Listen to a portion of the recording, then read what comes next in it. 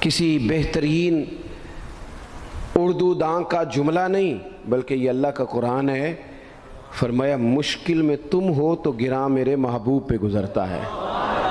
حضور تو جلدی کرتے ہیں تمہاری بھلائی چاہنے میں، کیوں؟ رشتہ بڑا گہرا ہے۔ النبی اولیٰ بالمؤمنین من انفسہم، فرمایا یہ وہ محبوب ہیں جو تمہاری جانوں سے بھی تمہارے زیادہ قریب ہیں۔ رسول کائنات صلی اللہ تعالیٰ علیہ وآلہ وسلم امت کے حق میں نرم دل رکھتے، نرم۔ لوگ سمجھتے ہیں شاید کسی کا بھلا یہ ہوتا ہے کہ اس کو 4 پیسے دے دیے جائیں، شاید اس کا بھلا یہ ہے کہ اسے نوکری پہ لگوا دیا جائے، شاید بھلا یہ ہے کہ اس شخص کو اگر کسی وہ مشکل میں آ گیا ہے تھانے کچہری کے معاملے میں تو وہاں اس کو سہولت دلا دی جائے، آسانی کر دی جائے، کسی کو مضبوط کر دیا جائے، تو یہ اس کے ساتھ بھلائی ہے۔ میرے رسول پاک صلی اللہ تعالیٰ علیہ وسلم نے بتایا کہ میں نہ مکارم اخلاق کی تکمیل کے لیے آیا ہوں، میں تمہارا وہ نفع کرنے آیا ہوں کہ تمہارا دل ساری جگہوں سے ہٹا کے رب رسول کی طرف مائل کرنا ہے، تمہاری طبیعتوں کے اندر جو سختی ہے اسے نرمی میں بدلنا ہے، تمہارے مزاجوں کے اندر جو بے لگام خواہشات ہیں انہیں شریعت اسلامیہ کی پابندی کی لگام دینی ہے۔ حضور سید عالم علیہ السلام نے لوگوں کی اصلاح کا جو دیکھیں نا، اگر کسی گھر میں بگڑے بچے سنور جائے نا تو روٹی تھوڑی بھی ہو تو گزارا ہو جاتا ہے، اگر گھر والے اخلاقاً اتنے اعلیٰ ہوں، ایک دوسرے سے پیار کرتے ہوں تو تھوڑے پیسوں پر بھی وقت گزر جاتا ہے۔ رسول پاک کا دل دھڑکتا تھا، کس لیے؟ صرف اس لیے نہیں کہ لوگوں کو نوکریاں مل جائیں، مال مل جائے، لوگ جو ہیں ان کے گھر کشادہ ہو جائیں، بلکہ حضور کا دل دھڑکتا تھا کہ لوگ دوزخ سے بچ جائیں، جنت کی طرف ان کا سفر ہو جائے، ان کے دلوں سے حسد کو، تکبر کو، غرور کو، انا کو، خود پسندی کو، عجب کو نکال دیا جائے۔ یتلو علیکم آیاتنا ویزکیکم، ان کا تزکیہ کر دیا جائے، دل صاف کر دیے جائیں۔ رسول پاک صلی اللہ علیہ وسلم احساس کے ساتھ جاتے ہیں۔ ہمارے ہاں نا تبلیغ ہوتی ہے لیکن اس میں درد نہیں ہوتا، الا ماشاء اللہ، اچھے لوگوں کی بات نہیں کرتا۔ لو میرے جیسے آدمی نے تقریر کرنی ہے، گھنٹہ گزارنا ہی ہے، تو پھر بعض اوقات نفس کی خواہشیں غالب ہوتی ہیں تو وہ اصلاح سے زیادہ شوق داد لینے کا غالب آ جاتا ہے۔ وہ آپ کو پتہ ہے نا، وہ ہمارے ہاں پھر وہ نقیب محفل بیچارہ کبھی بھاگ کے ادھر چلا جاتا ہے، کبھی بھاگ کے ادھر آتا ہے، کہتا ہے میں نے جملہ دینا ہے۔ اب وہ ایسے لگتا ہے جملہ نہیں دینے لگا، کوئی ایٹم بم دینے لگا ہے، جس میں اتنی اسے پریشانی، ایک جملہ کہنے لگا ہوں، سنبھال کے رکھنا، ضائع نہ کرنا، یہ نہ کرنا۔ وہ تو جملہ رہنے دے، تو آیت دے ہمیں کوئی قرآن پاک کی، تو ہمیں کوئی حدیث پاک سنا، تو اس حدیثی بات کر، یہ تو مطلب۔ اور پھر وہ داد کا اتنا شوق کہ جب تک سارے ہاتھ نہ کڑھیں، جب تک شمال جنوب والے نہ بول پڑیں تب تک بات نہیں ہوگی۔ یہ کیسی بات ہوئی؟ اصلاح کے اندر تو آپ کا درد آپ کی زبان سے زیادہ اثر رکھتا ہے۔ اقبال کہنے لگے کہ بات جو دل سے نکلتی ہے اثر رکھتی ہے، پر تو نہیں، پر طاقت پرواز مگر رکھتی ہے۔ وہ تو اڑتی ہے، وہ تو اس کی تو پذیرائی ہوتی ہے، اگر بات دل سے نکل رہی ہے تو۔ عزیز بھائی یاد رکھیے گا، حضور سید عالم علیہ السلام درد دل کے ساتھ دعوت دیتے لوگوں۔ 10 دن حضور نے طائف میں قیام کیا ہے، ایک بندے نے بھی کلمہ نہیں پڑھا، الٹا انہوں نے روڑے مارے، تکلیف دی۔ حضور واپس آ رہے ہیں، صحابی ساتھ ہیں، باغ میں بیٹھ گئے، اتنی صحت مبارک پر انہوں نے معاذ اللہ تعالیٰ سنگ باری کی کہ خون مبارک بہہ رہا ہے۔ فوراً عرض گزار ہوئے، یا رسول اللہ صلی اللہ علیہ وسلم آپ دعا کر دیں یہ تباہ ہو جائیں۔ فرشتہ بھی حاضر ہو گیا، حضور آپ دعا کریں یہ تباہ ہو جائیں۔ لیکن محبوب کے دل میں نرمی ہے نا امت کے لیے، اگرچہ یہ ساری امت دعوت ہے اس وقت، پر اس وقت بھی نرمی ہے۔ محبوب کریم علیہ السلام نے ہاتھ اٹھائے، صحابی کہتے ہیں میرے دل میں خیال آیا اب یہ تباہ ہو ہی، میری طرف دیکھیں جی، اب یہ تباہ ہو ہی جائیں گے، اب کوئی نہیں بچا سکتا انہیں تباہ ہونے سے۔ لیکن حضور نے کیا کہا اے اللہ انہیں ہدایت دے دے، انہیں پتہ ہی نہیں یہ کیا کر رہے ہیں۔ فوراً عرض کی یا رسول اللہ ایک نے بھی کلمہ نہیں پڑھا، ایک نے بھی کلمہ نہیں پڑھا۔ کبھی پتھر مارنے والے کے لیے بھی دل میں احساس ہوتا ہے، ہمیں تو کسی نے کچھ بھی نہیں کہا، کوئی گالی نہیں دی، کچھ نہیں کہا، پر ہم سخت کیوں ہیں بھلا؟ وہ ہمارے پیچھے نہیں چلتا ہاتھ باندھ کے، جی میں ہاں نہیں ملاتا، تو ہمارا دل اس کے لیے سخت ہے۔ دو ہی تو بندے ٹھیک ہے دنیا میں، ایک میں ٹھیک ہوں اور ایک جو میری ہاں میں ہاں ملائے پوری، وہ ٹھیک ہے۔ دونوں ہاتھ باندھ کے پیچھے چلے، تیسرے کو میں کیسے ٹھیک ہونے دیتا ہوں؟ میرا مزاج ہی نہیں، اللہ ماشاء اللہ ہماری طبیعت ہی نہیں ہوتی ایسی۔ خدا کے بندو، جب دل کشادہ ہوں، طبیعتیں کھلی ہوں، پھر اس طرح کا تھوڑی مزاج ہوتا ہے۔ کریم محبوب صلی اللہ علیہ وسلم سے عرض کی، حضور ایک نے بھی نہیں کلمہ پڑھا اور پھر بھی آپ کے دل میں اتنی وسعت ہے، آپ ہدایت کی دعا کر رہے ہیں، 10 دن لگائے ایک شخص بھی نہیں آ رہا۔ تو محبوب کیا فرمانے لگے؟ کریم فرمانے لگے، مجھے پتہ ہے انہوں نے تکلیف دی ہے، ایک نے بھی کلمہ نہیں پڑھا، جلدی نہ پریشان ہو جایا کریں۔ کچھ لوگ جلدی کچے جملے بوئے، ساڑی قوم نہیں ٹھیک ہو سکتی دی، ایسمو لگتا کچھ نہیں ہو سکتا دی، یہ نہیں ٹھیک ہو سکتے، فلانے نہیں ٹھیک ہو سکتے۔ شکوہ ظلمت شب سے تو کہیں بہتر تھا، اپنے حصے کی کوئی شمع جلاتے جاتے۔ اللہ کے حبیب صلی اللہ علیہ وسلم سے عرض کی، یا رسول اللہ صلی اللہ علیہ وسلم ایک بھی نہیں مانا اور آپ نے پھر ہدایت کی دعا کی۔ تو یہ میرے محبوب کا امید کا طریقہ ہے۔ کریم فرمانے لگے، اگر آج یہ نہیں مانتے تو پھر بھی تباہی کی دعا نہیں کرنی، یہ نہیں مانتے تو ان کی آنے والی نسلیں مان جائیں گی، مان جائیں گے لوگ۔ اپنے دل میں جب آپ نرمی لے آتے، ہمارے نا سینکڑوں نوجوان گناہوں میں چلے گئے ایک ایک علاقے سے۔ جو آدمی گناہ میں مبتلا ہوتا ہے نا، وہ سخت تکلیف میں ہوتا ہے۔ انسان کو جو چیز سب سے زیادہ ستاتی ہے وہ اس کی اپنی غلطیاں ہوتی ہیں۔ حدیث میں فرمایا، ما حاک فی صدرک، کھٹکتا ہے سینے میں، چبھتا ہے گناہ۔ یہ تکلیف دہ معاملہ ہوتا ہے، تڑپتے ہیں لوگ، سسکتے ہیں، لیکن روایتی انداز سارا جب ہماری مجالس اور محافل میں ہو جاتا ہے، کوئی نہیں وقت دینے والا، پیار کرنے والا، تھپکی دینے والا، بازو تھام، کوئی نہیں۔ ایک تقریر وہ ہے جو میں آپ سے کرتا ہوں، بس ٹھیک ہے گھنٹہ گزارنا ہے، تو وہ بھی کئی میری طرح کے لوگ ہیں جو جمعرات کو فیصلہ کرتے ہیں سویرے کیا بیان کرنا ہے۔ حالانکہ میری طرح کے جو چھوٹے ہیں وہ ہفتے سے ہی تیاری شروع کر لیتے ہیں تاکہ کچھ غور فکر کر کے قوم کے سامنے رکھا جائے، ضروری۔ اب ایک تقریر میں آپ سے کرتا ہوں، سمجھانے کے لیے عرض کرتا ہوں۔ ایک تقریر ایسی ہے جو خطیب صاحب آپ سے کرتے ہیں، اور خدا نہ خواستہ اللہ تعالیٰ معاف کرے، صرف سمجھانے کے لیے، اگر ان کو پتہ چل جائے کہ ان کا بیٹا کسی غلطی میں مبتلا ہو گیا تو پھر بھی اسی طرح ہی داد و تحسین کے لیے لش پش کر کے تقریر ہوگی؟ نہیں، پھر یہ انداز نہیں ہوتا۔ پھر تو بچہ کو سامنے بٹھا کے باپ اپنی پگڑی اس کے پیروں میں رکھتا ہے، پھر تو ماں دوپٹہ پیروں میں رکھتی ہے، کہتی پتر میری کمائی نہ اجاڑ دینا، اور نہ پتہ چلا تو سگریٹ پینے لگ گیا، خدا خیر کرے، تیری مہربانی۔ سوتا نہیں، اس کا چہرہ پریشان ہے۔ اب بات آئی ہے نا، اب یہ وقت آیا تبلیغ کا، اصلاح کا۔ اسے منت کر کے سمجھایا، اس کو گزارش کی، اس نے کہا ابا جی غلطی ہو گئی تھی، آئندہ نہیں کرتا، پوری اس نے تسلی دی، پھر بھی نہیں سوتا۔ بچہ تو وعدہ کر کے چلا گیا، پھر بھی نہیں سویا، وہ اپنے کمرے میں چلا گیا اور اس نے مصلی بچھا لیا۔ کہا یا اللہ یہ میری عمر کی کمائی ہے، مالک اسے ہدایت دے دے۔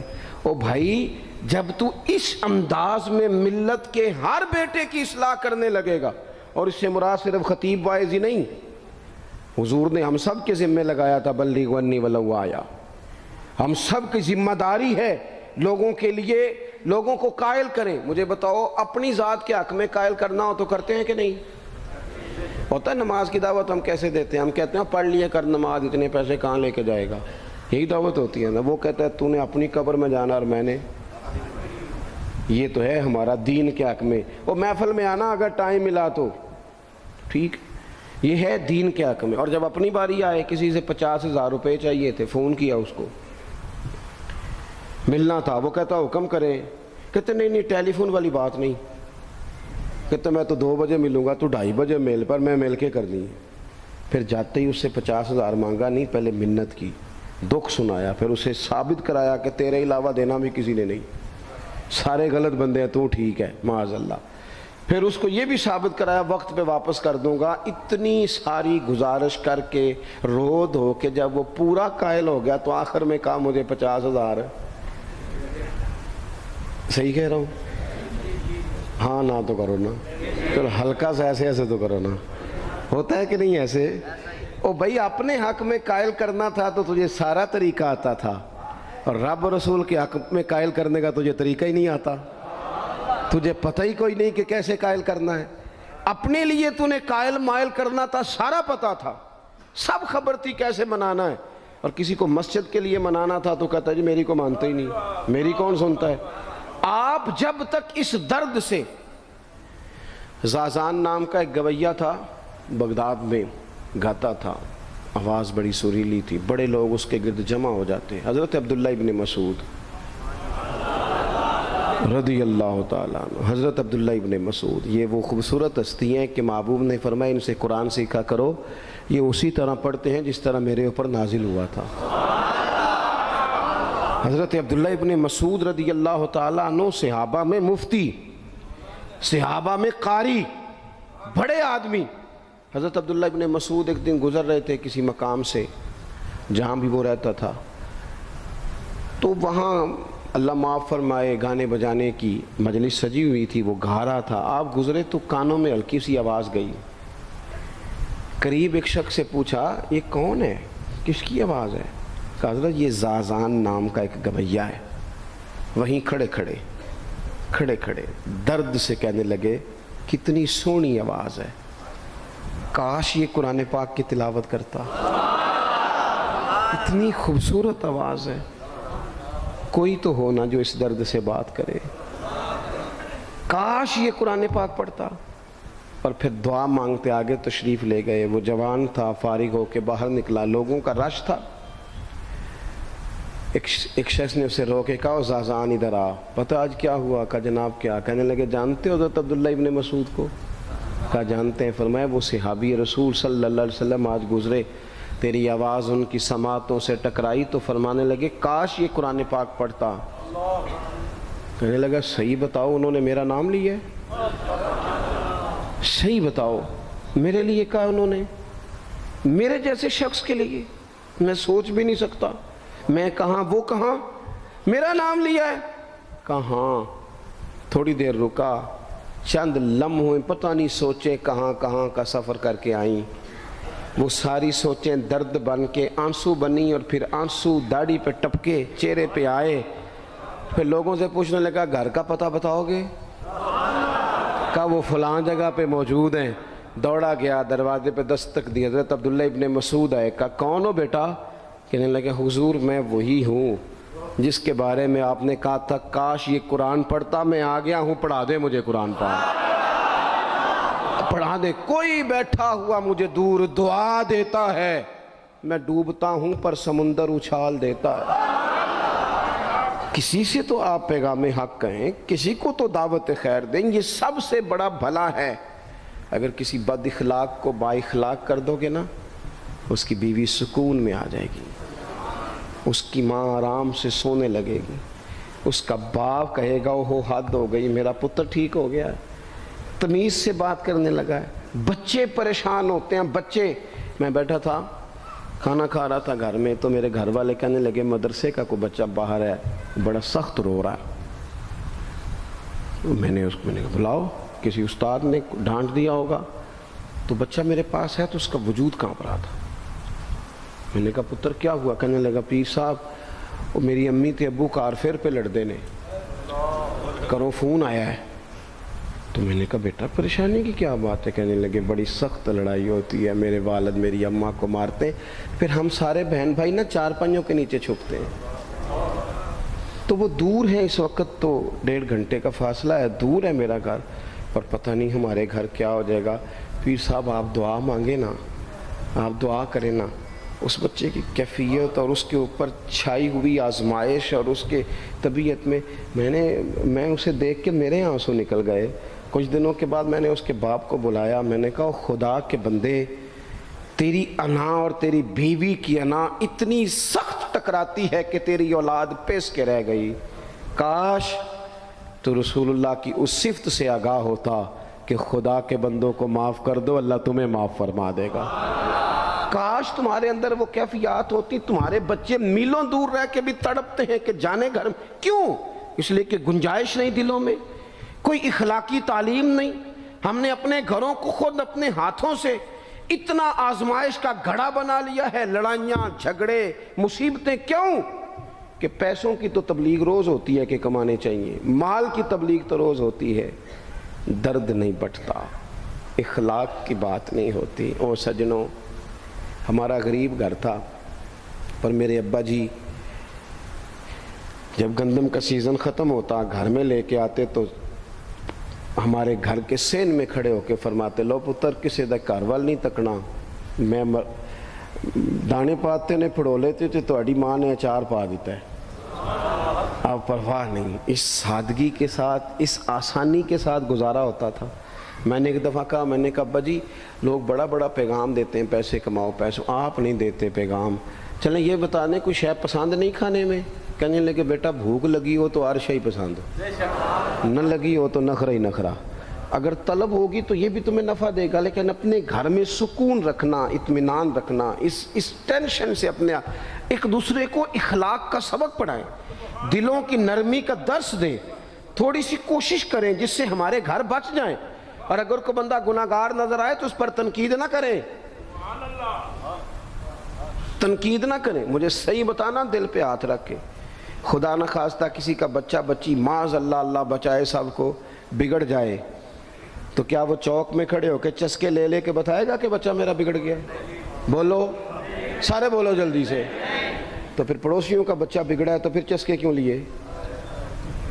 گلی میں کسی کی بیٹی سے معاذ اللہ خدا نہ خواستہ کوئی ایسی غلطی ہو گئی تو جگہ جگہ باتیں کی، تیاں سانجیاں نہیں ہوندیاں؟ اپنے بچے کے بارے میں جب تو کہتا ہے چھپ جائے بات، دیکھنا۔ حضرت سیدنا جنید بغدادی کہتے ہیں میرے ماموں تھے حضرت سری سختی، میں اپنے ماموں سے ہی بیعت تھا، انہی کی خدمت میں رہتا تھا۔ فرماتے ہیں ہم جا رہے تھے، ایک دن انہوں نے چھڑی پکڑی ہے، ایک ہاتھ میں مجھے تھاما، تھوڑا آگے گئے تو رش تھا، چند لوگ کھڑے تھے، تو حضرت سری سختی مجھ سے کہنے لگے جنید دیکھ تو صحیح رش کیوں ہے؟ تو میں گیا تو ایک نوجوان شراب پی ہے، معاذ اللہ نشے میں دھت لیٹا ہے، ارد گرد لوگ کھڑے، اور وہ چونکہ پوری طرح اس پر نشہ غالب ہے تو اول فول باتیں کر رہا ہے، لوگ بھی اس کے ساتھ جو ہے وہ ہنسی مذاق کر رہے ہیں، اس کا مذاق اڑا رہے ہیں، رش ہے۔ میں نے آ کے کہا حضور دفع کریں، ایک شرابی لیٹا ہے، لوگ بھی مذاق اڑا رہے ہیں اور بس ایسے شغل لگا ہوا ہے۔ سارے لوگ تماش بین نہیں ہوتے، ہاں۔ حضرت فرمانے لگے نہیں جنید ایسے کیسے چلے جائیں، چل نہ مجھے لے چل۔ کہتے ہیں بوڑھے شیخ، ہاتھ میں نے تھاما تو وہاں لے گیا، حضرت نے لوگوں کو ڈانٹا چلو دوڑو۔ پرانے زمانے میں لوگ بزرگوں کی حیا کرتے تھے، سب لوگ وہاں سے چھٹ گئے۔ کہتے ہیں مجھے فرمانے لگے جنید جا پیالے میں پانی لا۔ کہتے ہیں میں ایک پیالے میں پانی بھر کے لایا، انہوں نے اپنے بوڑھے ہاتھوں سے اس کا منہ دھویا، اس کے چہرے پہ پانی ڈالا، اس کا منہ صاف کیا، پھر اسے کھڑا کیا، اسے گھر بھیجنے کو کہا۔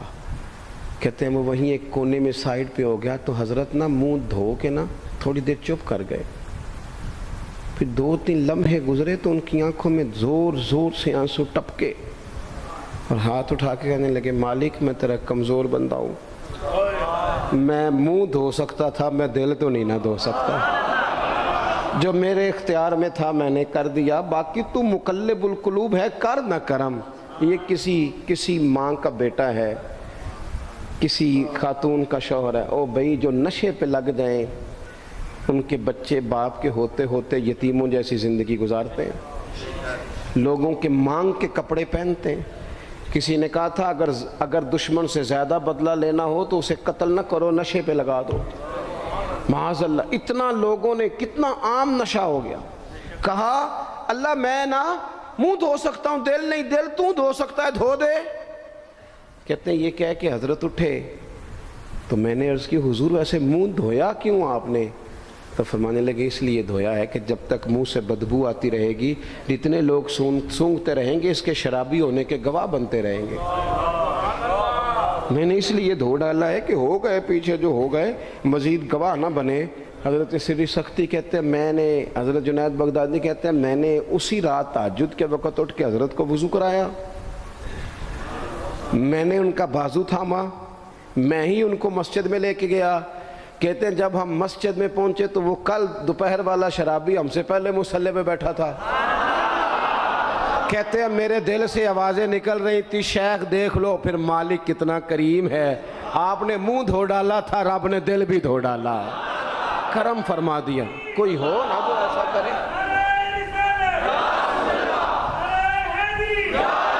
آؤ نا سنگیوں ملیں، ایک دوسرے کا منہ تو دھونا شروع کرے نا، آؤ نا ایک دوسرے کو یہاں تک تو ہم یہاں تک وضو کا پانی تو فراہم کرے نا، کچھ تو خیر تقسیم کرے۔ اخلاق کی تربیت کا میں دیکھتا ہوں ہمارے وطن میں اضطراب ہے، بے چینی ہے، اس طرح کا ماحول بنایا گیا ہے کہ لوگ ایک دوسرے کے حق میں سخت ہو گئے ہیں، مزاجوں میں تلخیاں ہیں، لڑتے جھگڑتے ناراض ہوتے لوگ، بگڑتے کوستے ڈانٹتے شکوے کرتے لوگ۔ شکوہ جو ہوتا ہے نا یہ بندے کو بے چین کر دیتا ہے، شکر بندے کو سکون میں مبتلا کرتا ہے۔ شکوے آزمائشیں اپنے دلوں میں وسعت لائیں، ایک دوسرے کو اصلاح کی طرف لائیں، ایک دوسرے کو پیغام دیں، ایک دوسرے کی تربیت کریں، تھوڑا سا حوصلہ، تھوڑا سا صبر، تھوڑی سی گنجائش اپنی طبیعتوں میں پیدا کریں۔ اپنے بچوں پر سب سے زیادہ نگرانی یہ کریں کہ ان کا اخلاقی معیار کیا ہے۔ اگر میں اور آپ خدا نہ خواستہ بچوں کو صرف یہ تربیت دیں گے نا کہ وہ پیسہ پیسہ پیسہ پیسہ، شادیاں بھی پیسے دیکھ کے کریں گے، تو یاد رکھنا پھر ایک دن وہ یہ بھی کہیں گے کہ ابا کاش تم کو ڈھابے کا کام کرتا تو آج ہمارے پاس بھی پیسے ہوتے۔ پھر باپ سے بھی پیسوں کا ہی مطالبہ ہوگا، پھر لوگ ماں باپ بھی پیسوں کے لیے چھوڑ کے چلے جاتے ہیں۔ پھر جب آپ نے تربیت جس چیز کی تھی تو نتیجہ بھی تو وہی برآمد ہوگا۔ یہ تو نہیں ہو سکتا کہ بندہ بیج کوئی اور لگائے اور درخت کوئی اور نکلے، یہ ہو نہیں سکتا۔ اگر ہم اپنے باپ سے روز جھگڑا کریں گے 5 مرلے کے لیے تو یاد رکھنا پھر ہمارا بیٹا 1.5 مرلے کے لیے بھی جھگڑا کرے گا، پھر معاملہ اس طرح کا مرتب ہوگا۔ ایک دوسرے کو اخلاقی پیغام دینا ضروری ہے۔ آخری بات آپ کی خدمت میں عرض کرنی ہے، اور یہ میری خواہش ہے کہ آپ اس پر زیادہ توجہ کریں گے انشاءاللہ۔ آپ سارے ویڈیو بنائیں، مجھے کوئی اعتراض نہیں، پر مہربانی کریں دیکھیں تو میری طرف نہ۔ جب آپ لائیو چلاتے ہیں تو پھر اسی کو دیکھتے ہیں، وہ پھر کہتا ہے کہ یہ کمنٹس آ گیا تو دوسرا آ گیا۔ اللہ کرے میری بات آپ کے دل میں اتر جائے، آپ تھوڑی سی توجہ کریں۔ میں کیا عرض کرنا چاہتا ہوں، غور کریں میرے بھائی۔ ملک میں نا مہنگائی تیزی سے عروج پکڑ گئی ہے، اور مہنگائی جب ہوتی ہے نا تو امیروں نے تو مال بیچنا ہوتا ہے تو ان کا دگنا ہو گیا تو وہ تو اور امیر ہو گئے، تو غریبوں کے لیے مشکلات بڑھ گئی ہیں۔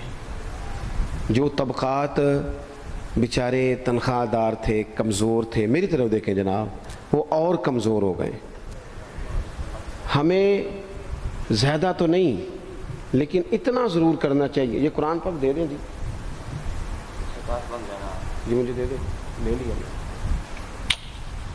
تشریف رکھیں آپ۔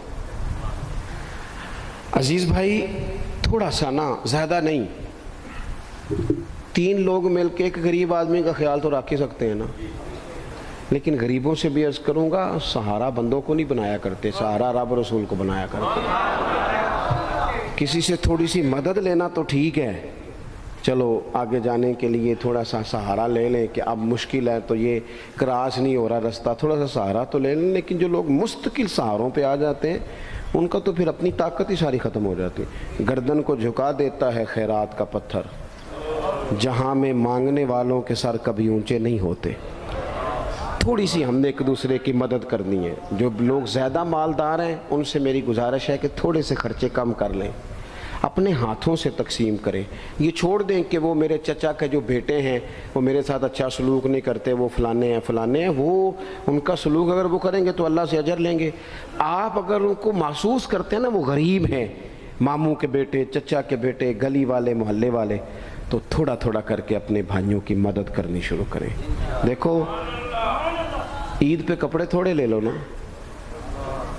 ویسے بھی سوٹ کی ضرورت تو صرف عید پڑھنے کے لیے، بعد میں تو کپڑے بدل کے گوشت کرتے ہیں، تو بچے ویسے سوئے رہتے ہیں سارا دن، تھوڑی سی نا اپنے اضافی خرچے کم کریں. غربا کی تھوڑی، یہ عید گزری تھی نا چھوٹی تو شادیاں شروع ہو گئی تھیں. میرے پاس لوگ بہت زیادہ آتے ہیں، چونکہ نیک آدمی سمجھ کے اچھا گمان کر کے لوگ دعاؤں کے لیے کہتے ہیں، تو ان کے دکھ سن کے نا تو کئی دفعہ سوچتے ہیں کہ یار یہ جو امیروں نے اتنے مہنگے مہنگے ہوٹلوں میں روٹیاں کھائیں، اتنی مہنگی مہنگی گاڑیاں پجارو، یہ اللہ کے حضور جواب بھی تو دینا ہے نا. ہم نے ایک دوسرے کا خیال چھوڑ گئے، دو چار باتیں سوچ کے نا، وہ جی اس کے گھر میں 3 لوگ ہیں، کام کیوں نہیں کرتے ہیں؟ خدا کے بندے کرتے ہیں کام، لیکن محنت سے نہیں ملتا، خدا کے فضل سے ملتا ہے. تیرے اوپر فضل ہے، تجھے اب باتیں آتی ہیں، لیکن کئی دفعہ سارے بھی کریں تو رزق جب ہی آتا ہے جب رب چاہتا ہے. ایک تو وہ لوگ ہیں جو ہاتھ پھیلا کے مانگ لیتے ہیں، ایک سفید پوش ہوتے ہیں لا یسألون الناس الحافا، جو لپٹ لپٹ کے سوال نہیں کر سکتے. ان کو دیکھیں، بالخصوص اپنے بہن بھائیوں میں، قریبی رشتہ داروں میں، پڑوسیوں میں تھوڑی تھوڑی لوگوں کی مدد کریں اور اپنے خرچے بتدریج کم کریں. خواہش تو بچوں کی طرح ہوتی ہے، ایک خواہش پوری کریں تو دوسری پیدا ہو جاتی ہے، دوسری پیدا کریں تو 4 خواہشیں اور کھڑی ہیں. یہ نفس تو بچے کی طرح ہے. اپنی خواہشات تھوڑی کم کر کے، یہ حکومتوں سے آپ امید نہ رکھیں. ہمارے ملک میں جتنی سیاسی جماعتیں حکومتیں کر چکی ہیں یا کر رہی ہیں، ان سے کوئی توقع نہیں. یہ بیچارے تو اپنے جھگڑوں سے ہی باہر نہیں آتے، انہیں کیا خبر کہ غریب کہاں بستا ہے. جب تک بندہ وہاں سے ہو کے نہیں نا گزرتا جو اصل جگہ ہے. تمہیں یہ جو تم اے سی والے کمروں میں بیٹھ کے اور جناب نیسلے کی بوتلیں رکھ کے پریس کانفرنس کرتے ہو، تمہیں کیا پتہ ہو، تمہیں کیا خبر ہو کہ بچوں کی فیس دینی ہو تو بوڑھے ماں باپ پہ کیا گزرتی ہے. تمہیں کیا خبر ہو کہ عید آ گئی ہے تو بوڑھے کس طرح مشورے کر رہے ہیں کہ اگر عید کر کپڑے نہ کر لے تو ساس گلاں کرے گی. تمہیں کیا خبر ہو کہ کچھ غریب ایسے بھی ہیں جو بیچارے رات کو مشورہ کرتے ہیں کہ صبح ناشتے میں گھی کہاں سے لانا ہے، بچوں کے پراٹھوں کے لیے تو گھی بھی نہیں ہے، گندم امیر شہر کی ہوتی رہی خراب اور بچی کسی فقیر کی فاقے سے مر گئی. خدا را مہربانی کریں، گنجائش پیدا کریں. بندہ کبھی بھی جیب کا سخی نہیں ہوتا. بخاری شریف میں پورا باب ہے کہ بندہ غنی دل کا ہوتا ہے. اپنے دل کا غنا اپنے اندر لائیں. جب آپ کا دل سخی ہو جائے گا ساری چیزیں ٹھیک ہو جائیں گی. اللہ تعالیٰ مجھے اور آپ کو توفیق عمل عطا فرمائے. اللہ تبارک و تعالیٰ اپنے بندوں پر بڑا مہربان ہے. وہ اپنے بندوں کو معاف کرنے والا ہے، اپنے بندوں پر رحمت کرنے والا ہے. ہم اللہ تعالیٰ کے عاجز بندے ہیں. خواہشات نفسانیہ کئی دفعہ معاذ اللہ غالب آتی ہیں، غلطیاں ہو جاتی ہیں، اور ان غلطیوں کی پاداش میں انسان اپنی جان پر زیادتی کرتا ہے. اللہ تعالیٰ معاف کرے تو اس کا سفر اللہ کے عذاب کی طرف ہوتا ہے. اب ہمیں یہ حکم ہے کہ ہم سب بار بار استغفار کریں اپنے رب کی بارگاہ میں، اس کے حضور توبہ کریں، اللہ سے معافی کے خواستگار ہوں. نبی پاک علیہ الصلاۃ والسلام نے تعلیم امت کے لیے فرمایا ہے کہ میں دن میں 100 بار اپنے رب سے استغفار کرتا ہوں. بار بار اس کی طرف رجوع کیا جائے، بار بار اپنے رب کے حضور معافی مانگی جائے، اور بار بار جائزہ لیا جائے اپنے اعمال کا. بار بار کوشش کی جائے کہ ہم اپنے آپ کو سنواریں، ہم اپنے آپ کو بدلیں، اپنے اندر تبدیلی لائیں. ہم ایسے اعمال کریں جس کی برکت سے اللہ تعالی ہمیں معاف فرمائے. کوشش کریں کہ ہم بار بار اپنا حساب کریں، محاسبہ کریں. ہمارے ہاں یہ ہوتا ہے کہ لوگ اپنی جسمانی صحت کا تو بڑا خیال رکھتے ہیں کہ میری طبیعت ٹھیک نہیں، ٹیسٹ کرا لوں، یہ چیز کھاؤں، یہ نہ کھاؤں، میں غور کروں کہ کس چیز سے میری طبیعت خراب ہوتی ہے، کس سے بہتر ہوتی ہے. اس کا بڑا لحاظ اور خیال کیا جاتا ہے. لیکن روحانی زندگی کس سے برباد ہوتی ہے؟ کون سے گناہ ہیں جو باطن کو اجاڑ دیتے ہیں، دل کو تباہ کر دیتے ہیں، اخلاق کا جنازہ نکال دیتے ہیں، اس پر ہم غور نہیں کرتے. اپنی ساری زندگی اپنا ظاہر سنوارنے میں گزار دیتے ہیں، اور دل جس پر رب کریم کی نظر کرم رہتی ہے اس پر ہم توجہ نہیں کرتے. سب سے پہلے تو اپنا محاسبہ کریں زندگی میں. حضرت عمر رضی اللہ تعالیٰ عنہ ایک جملے میں بات بہت بڑی ارشاد فرما گئے. آپ فرماتے ہیں کہ اپنا حساب کرو اس سے پہلے کہ تمہارا حساب کیا جائے. پھر حساب کیا جائے گا تمہارا پھر مشکل ہوگی. تو ابھی سے اپنا حساب کیا جائے. اب ان لوگوں کا معاملہ ہے جو دنیا سے رخصت ہو گئے. انسان خیر اور بدی اس کا مجموعہ ہوتا ہے. انسانوں میں نیکیاں بھی ہوتی ہیں, کمزوریاں بھی ہوتی ہیں. اب ہم میں سے جو دنیا سے رخصت ہو گئے ہیں ان کے تعلق سے ہمارے کچھ ذمہ داریاں ہمارے ذمے بچتی ہیں. ایک تو ہم سب کا معاملہ ہے, وہ میں نے پہلے عرض کر دیا کہ ہمیں اپنا حساب کرنا ہے, اپنے معاملات کو دیکھنا ہے, استغفار کرنا. پھر یہ کہ جو لوگ رخصت ہو گئے ان کے لیے کیا کریں. تو چونکہ انسان میں کمیاں بھی ہوتی ہیں, خوبیاں بھی ہوتی ہیں, تو سب سے پہلے تو اللہ کے حبیب علیہ السلام نے ہمیں فرمایا ہے کہ اذکروا محاسن موتاکم. جب تم میں سے کوئی رخصت ہو جائے تو اس کی اچھی اچھی باتوں کا ذکر کرو. ایسا نہیں کہ انسان میں ساری خوبیاں ہی ہوں گی, لیکن تم خوبیاں تلاش کر کے ان کا بیان کرو. تم زمین پر اللہ کے گواہ ہو. ایک تو جب بھی کسی جانے والے کا ذکر کریں خیر کے ساتھ کریں, بھلائی کے ساتھ کریں, اچھے لفظوں کے ساتھ کریں. کہیں کوئی کمی یاد آئے بھی تو اب اسے چھوڑ دے, وہ بندہ رخصت ہو گیا. اس کا ذکر خیر کے ساتھ کرنا, اس کو ذہن میں ضرور بٹھائیں. دوسری بات یہ کہ جب کوئی دنیا سے جائے تو اس کی طرف سے ایصال ثواب کریں, یعنی ایسے اعمال کرے جن کی وجہ سے اسے ثواب پہنچے. اب ہمارے ہاں جو رسم و رواج بعض بن گئے ہیں, بڑی بڑی دیگیں, بڑے لاؤ لشکر, نامی گرامی بندہ ہے تو نامی گرامی آؤ جاؤ تو کھانے تو بڑا جلسہ تو پتہ لگ جائے لوگوں کو. تو پہلے تو یہ یاد رکھو جس کام میں تھوڑی سی بھی ریاکاری ہو اس پر اللہ کی بارگاہ سے اجر کی امید کیسے رکھتے ہو. جب تک عمل خالص لوجہ اللہ نہیں ہوتا, جب اس پر ثواب مل نہیں رہا تو جائے گا کیسے. جتنا آپ عمل چھپا کے کریں گے, جتنا آپ عمل اللہ کی رضا کے لیے کریں گے, اتنا ثواب زیادہ ہوگا, جانے والے کو فائدہ زیادہ ہوگا. وہ میں ختموں پہ جاتا ہوں کئی دفعہ تو وہ کہتے ہیں اتنے لاکھ روپیہ مسجد کو دیا, اس کا بھی اعلان کر دیں. اتنے قرآن پاک پڑھے ہیں تو اس کا بھی اعلان کر دے. کس کو بتا رہے ہو اعلان کر کے؟ اللہ کو تو پتہ ہے تم نے کیا پڑھا ہے. یہ پرچیاں پڑھ پڑھ کے کس بات کی سنا رہے ہو, کیا مطلب ہے اس کا. حضرت عبداللہ ابن مسعود رضی اللہ تعالیٰ عنہ فرماتے ہیں بعض ریاکار مر کے بھی ریاکاری نہیں چھوڑتے. حضور مر کے ریاکاری نہیں چھوڑتے, مرنے کے بعد کیسے ہوگی؟ فرماتے ہیں ان کی خواہش ہوتی ہے جنازے بڑے ہونے چاہیے, لوگوں کو پتہ لگ جائے فلانا گیا. مرنے کے بعد بھی تو دکھاوا کر رہا. حضرت ابو ذر غفاری رضی اللہ تعالیٰ عنہ کا جنازہ چند لوگوں نے پڑھا ہے, 4-5 لوگوں, اور حضور کے محبوب ترین صحابی ہیں. بڑا جنازہ بھی بڑی بات ہے, اللہ تعالیٰ توفیق دے تو اچھے لوگوں کے بڑے جنازے. لیکن کسی کا جنازہ چھوٹا بھی ہو جائے تو مطلب یہ نہیں کہ بندہ ٹھیک نہیں تھا. بات کی سمجھ آ رہی ہے؟ تو میرے عزیز, ایصال ثواب کریں تو اللہ کی رضا کے محض. پتہ ہوتا ہے محلے میں غریب کون ہے, اپنے والد اور والدہ کے نام پر غریب کو دے دیں. کسی مقروض کی مدد کریں, اس بیچارے کی جان چھوٹ جائے. آپ کوئی گلی ٹھیک کرا دیں جہاں سے لوگوں کا گزرنا آسان ہو.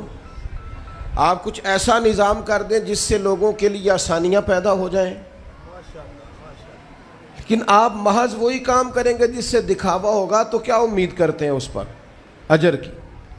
تو ایصال ثواب دیکھیں قوم کو ضرورت کیا ہے, وہ والا ایصال ثواب کریں. حضرت سعد رضی اللہ تعالیٰ عنہ نے جب آن کر کے عرض کیا تھا کہ یا رسول اللہ صلی اللہ تعالیٰ علیہ وسلم, میری والدہ کا انتقال ہو گیا ہے تو میں ان کے لیے کیا کروں. تو محبوب نے فرمایا کہ فلاں جگہ پانی کی قلت ہے تو وہاں کنواں کھدوا دے. معنی کیا ہے کہ اس پانی پینے سے اللہ تبارک و تعالیٰ تیری ماں کو اس کا اجر عطا فرمائے گا. صدقہ تو جس چیز کی ضرورت ہے آپ وہ چیز کر کے دیں. اور ختم چپ کر کے بھی ہو جاتا ہے, گھر کے اندر بھی ہو جاتا ہے, اکیلے بھی ہو جاتا ہے. اس کے لیے لاکھوں کروڑوں لگانے کی کوئی ضرورت بھی نہیں. چوتھی بات, تیسری بات, کوشش فرمائیں کہ جو نیکیاں جانے والا کرتا تھا وہ نیکیاں جاری رہیں. اس کے بچے, اس کی اولاد, اس کے سارے رشتہ دار ان نیکیوں, اگر وہ کوئی بھلائی کرتا تھا تو وہ بھلائی ہوتی رہے, وہ جاری رہے, وہ سلسلہ آگے بڑھایا جائے. ہم یہ کرتے ہیں کہ ہم خیر کے کاموں کو جاری نہیں رکھتے, بلکہ والد کے جانے کے بعد تو بچے بڑے سیانے ہوتے ہیں, وہ کہتے ہیں ابا جی کو تو بس وہ فلانا غریب بھی لوٹ کے لے جاتا تھا, فلانا بھی اپنی مجبوری سنا کے, تو ہم تو سیانے ہیں. او خدا کے بندے, حضور علیہ السلام نے فرمایا تمہیں جو روزی دی جاتی ہے وہ تمہارے کمزوروں کی وجہ سے دی جاتی ہے. وہ جو ضعیف کمزور لوگ تمہارے دسترخوان سے کھا جاتے ہیں ان کے سبب سے اللہ تعالیٰ تمہیں عطا کرتا ہے. تو اس لیے یہ تو کوئی طریقہ نہیں ہے کہ آپ کے بزرگ خیر کا کام کرتے تھے, آپ نے چھوڑ دیا. تو آپ ایک کام یہ کریں کہ ان کی نیکیاں جاری رکھیں. اور چوتھی بات یہ کہ ان کے لیے دعا کریں. دعا ہمیں حضرت ابراہیم نے سکھائی ہے, سورہ ابراہیم میں موجود ہے. ربنا اغفر لی ولوالدی, یا اللہ مجھے بھی بخش دے اور میرے ماں باپ کو بھی. وللمؤمنین یوم یقوم الحساب, اور جس دن تو حساب لے اس دن سارے مومنوں کی بخشش فرما دے. ایک شخص نے نا حضور علیہ السلام کے سامنے دعا مانگی, اللہ مجھ پہ رحم فرما اور اپنے نبی پہ رحم فرما. حضور فرمانے لگے تو نے اللہ کی رحمت کو محدود کیوں کر دیا ہے, تم کہہ سارے مومنوں پہ رحم فرما, سب پہ رحم فرما. بھائی سب کے لیے دعا مانگیں. یہ 2-4 بچوں کا موبائل کا مسئلہ رہ گیا, باقیوں کا. بیٹا بیٹھ جاؤ پیارے بیٹے, بیٹھ جاؤ پتر, بیٹھ جاؤ. آپ بھی بیٹھ جاؤ بیٹے, آپ بیٹھ کے بنائیں, اس میں کیا رہ جائے. کھڑے ہوتے ہیں بیٹا تو پچھلوں کو دقت ہوتی ہے. سنو, زیادہ غور سے سنو. میں تھوڑی تقریر کرنے والا مولوی ہوں, لیکن یہ اللہ کا فضل ہے کہ میں اگر 20 منٹ بات کروں گا تو اس 20 منٹ کے اندر آپ کو 20 سبق ضرور حاصل ہوں گے انشاءاللہ تعالی. ہاں, وہ کوشش ہوگی کہ وہ جتنی بات ہے وہ تربیتی ہے. وہ بعض دوستوں کا خیال ہوتا ہے لمبی تقریر کرے. میں کیا ہوتے وہ بندہ کر سکتا جنہیں ایک شعر ہی 20 منٹ پڑھنا ہوگے, اجے مزہ نہیں آیا, اجے دوبارہ پڑھو, اجے رل کے پڑھو, تو وہ تو پھر 1.5 گھنٹہ بھی کام چل سکتا ہے. تو جس نے ٹو دی پوائنٹ بات کرنی ہو اس کے لیے تو 10 منٹ بھی بڑے ہوتے ہیں. اور ویسے بھی تقریریں پیٹ بھرنے کے لیے نہیں ہوتی, عمل کرنے کے لیے ہوتی ہیں. اب تو میں ویسے بھی ذرا مصروف زیادہ ہو گیا ہوں, بہت ساری جگہوں پہ جا نہیں پاتا. تو ایک جگہ میں گیا تو ایک بزرگ مجھے کہنے لگے پچھلی دفعہ تسی 40 منٹ تقریر کی تھی سی, حید کی زیادہ کرنی. میں کہا 40 منٹ والی تھی عمل ہو گیا جی. تو اگر تقریریں کانوں کی لذت کے لیے سننی ہے تو سنتے رہیں, پھر تو کئی راتیں لوگ جلسے سنتے ہیں. مقصود کیا ہے, نتیجہ کیا ہے, جو عرض کر رہا ہوں اس پر غور کریں. سب کے لیے دعا کریں. ایک بات خاص کرنے لگا ہوں, حضرت ابراہیم نے تو بخشش بھی سب لوگوں کی مانگی. حضور علیہ السلام بھی دعا کرتے تو امت کے لیے دعا کرتے. کبھی اپنے بھائی کے لیے بھی تو دعا کرو نا یار, اللہ تعالیٰ اسے بھی ذرا زیادہ روزی دے. بھتیجوں کے لیے بھی دعا کرو, بھانجوں کے لیے بھی کرو. توجہ ہے آپ کی میری بات پہ؟ ادھر دیکھیں جی, غور کریں بات. ویسے دعا کرنی چاہیے کہ نہیں محلے داروں کے لیے کہ یا اللہ ادھر والا پڑوسی بھی امیر کر دے, تو ایس پاسے والا بھی ہنس دے ہو, ہاں نہ نہیں کر دے. یہ دعا مانگنی چاہیے کہ یا اللہ میرے پڑوسیوں کو. نہیں آپ بول ہی نہیں رہے, تسا کتوں منگنی دعا. منگنی چاہیے نا, مانگتے ہیں ہم. ایسی ہوا چلی ہے کہ ہر شخص سوچتا ہے تمام شہر جلے بس ایک میرا گھر نہ جلے. او خدا کے بندے کبھی محدود نہ کر خدا کی رحمت, سب کے لیے مانگ اس سے. وہ بڑا کریم ہے. تو کہہ یا اللہ سب کو دے اور سب کے صدقے ہمیں بھی دے. لیکن ہم نہ دعاؤں میں بھی اپنا ظرف اور حوصلہ بڑا نہیں کرتے، گنجائش پیدا نہیں کرتے۔ دیکھو داتا گنج بخش علی حجویری رحمۃ اللہ علیہ نے لکھا ہے کہ ایک بندہ نا حج کرنے گیا تو ہر جگہ دعا مانگتا تھا، یا اللہ میرے دوستوں کو نیک کر دے، یا اللہ میرے دوستوں کو نیک کر دے۔ عرفات میں بھی، منا میں بھی، مزدلفہ میں بھی، بیت اللہ شریف کے پاس بھی، ہر جگہ یا اللہ میرے دوستوں کو اچھا کر دے۔ ایک بندے نے اسے کہا، یار یہ عجیب دعا کرتا ہے تو، میرے دوستوں کو نیک کر دے، اپنے لیے بھی تو مانگنا۔ تو کہنے لگا، اللہ کے بندے میں ہر وقت دوستوں کے بیچ رہتا ہوں، اگر وہ نیک ہو گئے تو میں بھی انشاءاللہ ہو جاؤں گا۔ ان کی صحبت میرے اوپر بھی اچھا اثر ڈالے گی، چونکہ رہتا جو ان کے بیچ ہوں۔ ہمارا علاقہ امیر ہو گیا تو انشاءاللہ ہم بھی ہو ہی جائیں گے۔ لوگوں کے رزق میں برکت ہوگی تو ہمارے رزق میں بھی تھوڑا سا نا کشادہ دل کریں ہر معاملے میں۔ اور سنیں حدیث پاک، نبی کریم علیہ الصلوۃ والسلام نے فرمایا، جو دعا اپنے بھائی کی غیر موجودگی میں اس کے لیے مانگی جاتی ہے نا، اللہ وہ دعا جلدی قبول فرماتا ہے۔ اور حضور فرماتے ہیں، جب تم اپنے بھائی کی غیر موجودگی میں اس کے لیے دعا مانگتے ہو، اللہ تمہارے سرانے فرشتہ کھڑا کرتا ہے، اور فرشتہ کہتا ہے، مالک جو یہ اس کے لیے مانگ رہا ہے پہلے اسے عطا فرما۔ تو کیسی سعادت کی بات۔ لیکن سینہ کشادہ کرنا پڑے گا، دل بڑا کرنا پڑے گا، حوصلہ بڑا کرنا پڑے گا۔ جب تک دل، طبیعت، حوصلہ یہ بڑا نہیں ہوتا، اتنی دیر تک لطف۔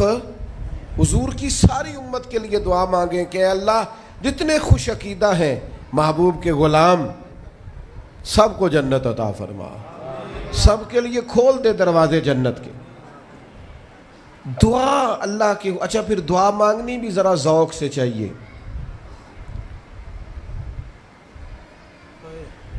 کسی بندے نال ذاتی کام ہوئے، ذاتی کوئی لوڑ پہ جائے وہ کیویں کرائی دا پلا؟ جی تو پتہ ہے سارے گل دا۔ السلام علیکم جناب، کہندا وعلیکم السلام، کتھے ہو جی؟ میں تے دور ہاں، کدھرے تسی حکم کرو۔ کہندا نہیں ٹیلی فون والی گل ہی نہیں، مینوں مل کدھرے؟ اور رات کو کسی وقت کہتا میں 2 بجے آؤں گا، میں جاگنا یار مجبوری بڑی ہے، تو پاویں 3 بجے آ، مینوں مل کے سویں۔ پھر اس کو جا کے مجبوری بتاتے ہیں، کلیاں قسمیں اٹھاتے ہیں، اور یہ بھی اس کو کہتے ہیں بار بار کہ میں سارے دوستاں، سنگیاں، ساتھیاں، ساکاں نو آکھ بیٹھا، تیرے تو بغیر گل کو نہیں سنی کسی بھی۔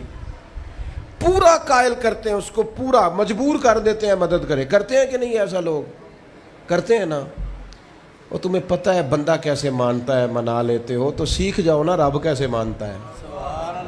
کبھی بیٹھو نا اکیلے مصلی بچھا کے اور کہو نا اس سے کہ مالک تیرے سوا کدھر جائے، کس سے کہیں، کس کی بارگاہ میں عرض کریں، کون ہے جس کے حضور جائیں۔ ایک بزرگ تھے تو ان کی بڑے درد سے دعا مانگتے تھے، تو کسی نے کہا کہ آپ نے دعا مانگنے کا طریقہ کس سے سیکھا؟ کہنے لگے اپنی بیوی سے۔ بیوی سے کیسے سیکھا؟ تو وہ کہنے لگے میری بیوی کو کوئی کام تھا گھر کا، کوئی خرچہ اس نے مجھے بتایا،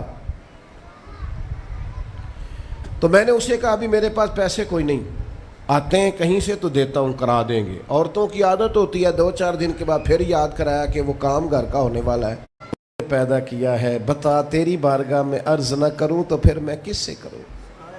بندے تو بات سنتے ہیں تو پھر وہ پردے کھول دیتے ہیں، دیتے کچھ نہیں اور لوگوں کو سناتے ہیں فلانا آیا جی پیسے پہ منگدا ہے۔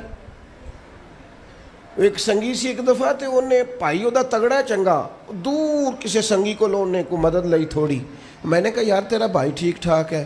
وہ کہتا ہے دیندا تے ہے پر بدنامی بڑی کرتا ہے، سب نو دس چھڑتا ہے۔ عزت رب کی بارگاہ میں بندہ عرض کرتا ہے تو بندے کا پردہ بھی رہ جاتا ہے اور وہ عطا بھی کر دیتا ہے۔ میرے دوستو دعائیں شوق سے مانگو، دعائیں درد سے مانگو۔ وہ اکبر الہآبادی نے کہا تھا مصیبت میں بھی اب یاد خدا ہم کو نہیں آتی، دعا منہ سے نہ نکلی جیبوں سے عرضیاں ہی نکلیں، دفتروں میں درخواستیں جمع کرانے کے لیے بڑا وقت ہے، اس کی بارگاہ میں کیوں نہیں بیٹھتے؟ اس کے حضور حاضر کیوں نہیں ہوتے جو پردہ پوشی کرے، اپنے بندوں کو نوازے؟ اور 10 منٹ نکال کے اس کی بارگاہ میں آ تو صحیح۔ حضور فرماتے ہیں رب کہتا ہے میرا بندہ جب میری بارگاہ میں ہاتھ اٹھاتا ہے مجھے حیا آتی ہے، میں خالی واپس کیسے کر دوں؟ جاتے ہی نہیں، عرض ہی نہیں کرتے۔ دعا تو مومن کا ہتھیار ہے، طاقت ہے بندے کی، شان ہے۔ ہر دکھ سکھ رب رسول کی بارگاہ میں کرے، طاقتور ہو جائے، اور پھر دعا ذوق سے کرے، شوق سے۔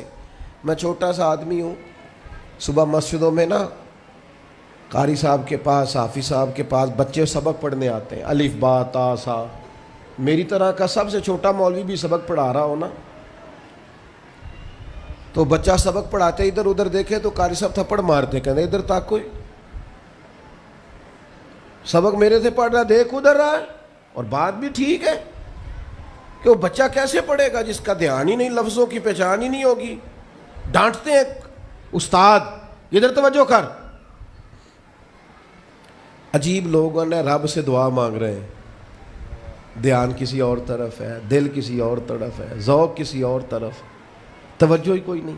مانگ اللہ سے رہیں، بارگاہ کتنی بڑی ہے، اور رٹی رٹائی دعائیں چل رہی ہیں، دعاؤں میں باتیں ہو رہی ہیں۔ ان تے بندے دعا دے ٹائم بھی موبائل نہیں بند کر دے، وہ دی بھی ویڈیو چاہیے انہوں نے، اللہ سے مانگ رہے ہیں۔ اس وقت بھی توجہ کر، حضرت موسیٰ علیہ السلام نے عرض کی رب کی بارگاہ میں کہ میری قوم عرض کرتی ہے مالک تو ہماری دعائیں قبول نہیں فرماتا، تو اللہ کریم نے فرمایا کلیم ان کے لفظ میرے ساتھ ہوتے ہیں، دل نہیں میرے ساتھ ہوتے۔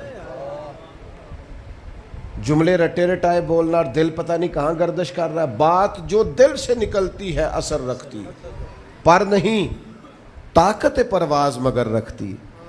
اب جو ہم جانے والوں کے لیے دعائیں کریں گے، اس میں تو ہمیں چاہیے آپ پیر صاحب سے دعا ضرور کرائیں، علامہ صاحب سے ضرور دعا کرائیں،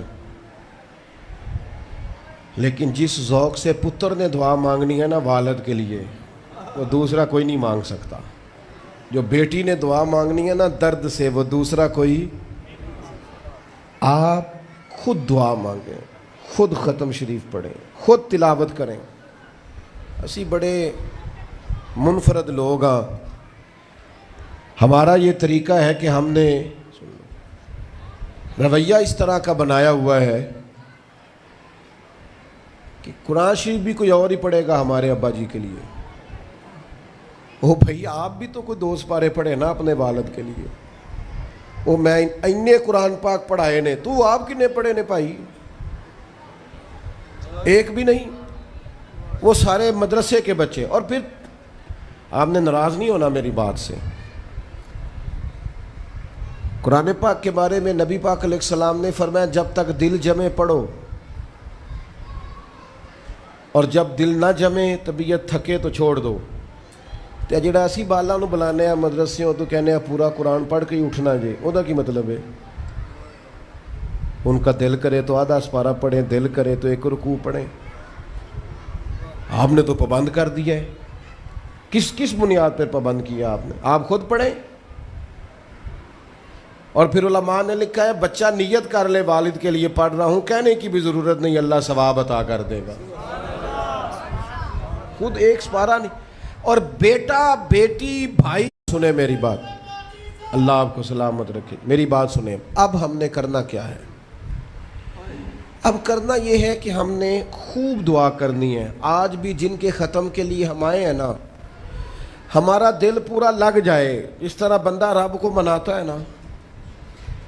یہ ضروری نہیں کہ یہاں سے سپیکر سے یہ دعا ہوگی وہی دعا ہے، آپ اپنے دل میں 2 جملے کہہ دیں اس کے لیے کہ یا اللہ تو مہربان ہے۔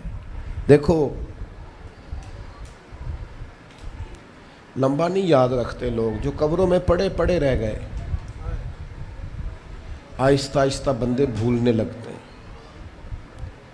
جب کسی کا انتقال ہوتا ہے لوگ روز قبرستان جاتے ہیں، پھر تھوڑے دنوں کے بعد یہ روٹین کیے، فرمایا قبر والا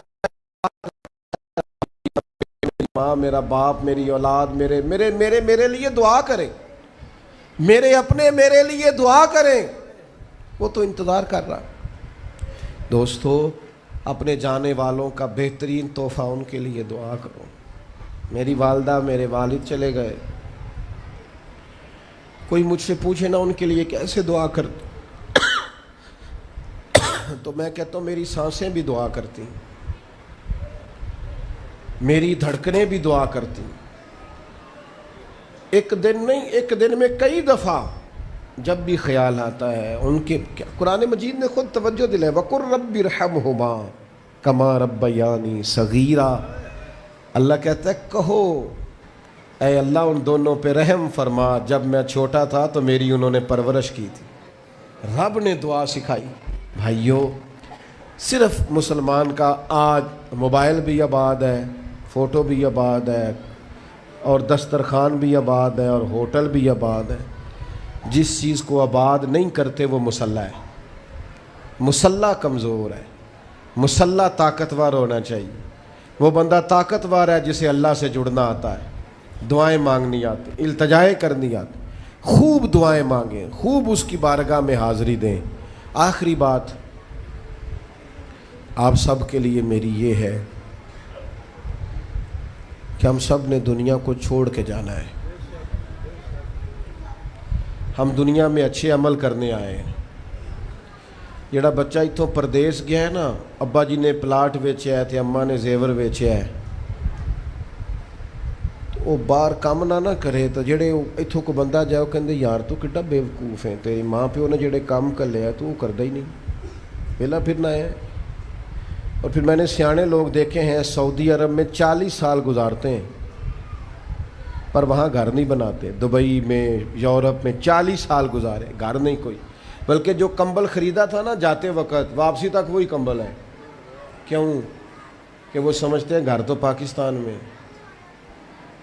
پردیس کے لیے محنت, یہاں گھر بنانے کا مقصد کوئی نہیں. اور میرے دوستو, نبی پاک نے ہمیں فرمایا دنیا میں اس طرح رہنا جس طرح مسافر رہتے ہیں.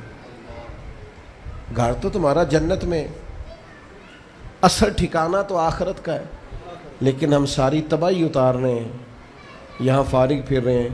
آپ نے ناراض نہیں ہونا, ڈھیر سارے بندے بے نمازی ہیں اور بلا وجہ بے نمازی ہیں, کوئی وجہ نہیں. جو بندہ کہتا ہے نماز کے لیے ٹائم نہیں ملتا, جھوٹ بولتا ہے, کیونکہ رب کہتا ہے لا یکلف اللہ نفسا الا وسعہا, جو بوجھ کوئی اٹھا نہ سکے میں ڈالتا ہی نہیں. تو ہم نماز پڑھ سکتے تھے تو اللہ نے فرض کی ہے. ٹھنڈے اے سی لگ گئے, اب فجر میں آنکھ ہی نہیں کھلتی. او خدا کے بندو, اس وقت سے ڈرو جب اے سی بھی ہو, کمرہ بھی ہو, پر نیند ہی نہ آئے. آج نیند ضرور کرو پر غافلوں والی نہ کرو. فجر کی نماز بر وقت. آج کل ہی تو موقع ہے فجر پڑھنے کا جب رات چھوٹی, اب بھی تو مزہ آتا ہے, بندہ تھوڑی قربانی دے کے اٹھتا ہے. یہی تو ٹائم ہے کہ آپ وقت پہ آئیں. اور یہ ذمہ داری ہے گھر کے بزرگوں کی کہ وہ جس طرح ناراض ہوتے ہیں نا میری روٹی کیوں نہیں ٹائم نہ پکی, انہیں ناراض ہونا چاہیے کہ تم نے نماز کیوں نہیں پڑھی.